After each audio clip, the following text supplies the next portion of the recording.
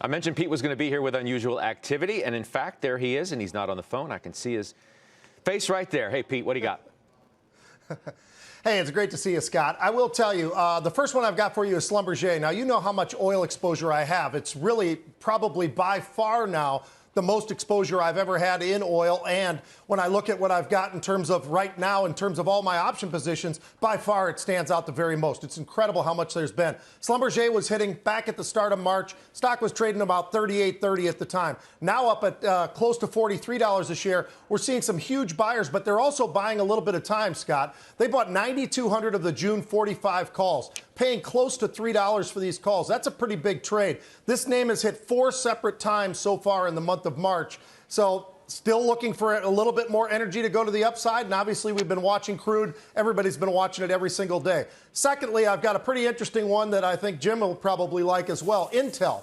And what we're seeing in there is we're seeing some really big positive moves in the last month, but we're also seeing some big option positioning as well. They were in the April 52.5 calls. They've rolled out of those and now buying the April 22nd 55 calls. 10,000 of those were bought today. Fairly inexpensive, talking about just a 30-cent option. I already own the stock, but I added these calls today as well. I like what we're seeing here, and I really like what we heard from the NVIDIA CEO talking about, hey, they would use Intel to actually get the source of where they're getting their chips from in the future. So that was, I think, a pretty good endorsement for Intel as well. All right, good stuff, Pete.